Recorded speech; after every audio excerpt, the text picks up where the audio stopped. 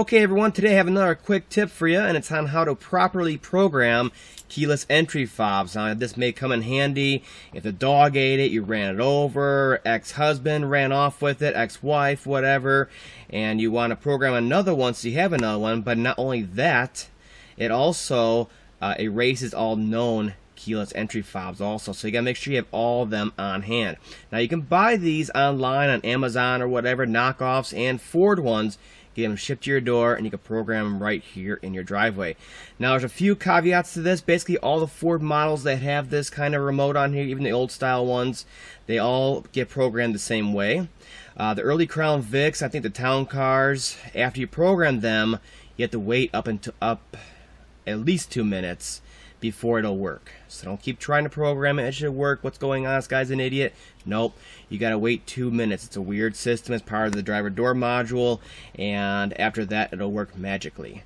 Also, the new keys where the key and the remote are one, the IKTs, this will not work on. Only when you have the standalone key fob like this. So I'll show you how to do it. It's pretty simple, but there are a few steps you want to take to make sure it takes and it actually works when you're done, instead of doing it over and over again and getting frustrated. Okay, so I have you in here nice and close so you can see the procedure firsthand and you know what to do, and you can just follow along on there. The first thing you got to realize is that you got to have all your key fobs that you want to program on hand. This is a one-shot deal, so all of them get programmed at once. You can't just add on one later and later and later. They all get programmed at once. So you got to have at least 2 on hand, and you got to have all of them on hand that you want to program to the vehicle.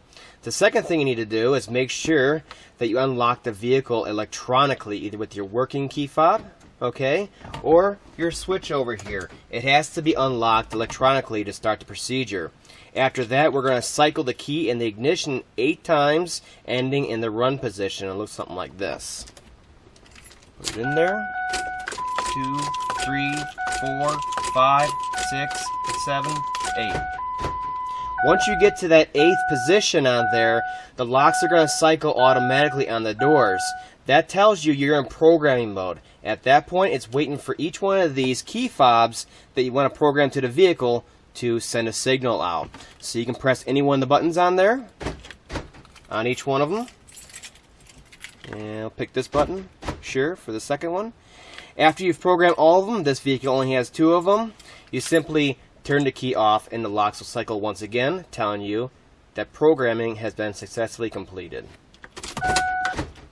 And that's all there is to it. Now as soon as you're done programming these, they should all work on here. Each button, lock, unlock, alarm, all that stuff should work on there. So just go through and try each one of your key fobs that you program and make sure everything works, and that's all there is to it. Like I said, in the Crown Vics, the early Crown Vics, Grand Marquis, town cars I believe, the buttons will not respond on here for about 2 minutes. There's that 2-minute wait time. It's an additional security feature on those. But after that, all the buttons on here should work just fine. So don't go trying to reprogram over and over on the early Crown Vics and Grand Marquis. There is an additional security feature on there.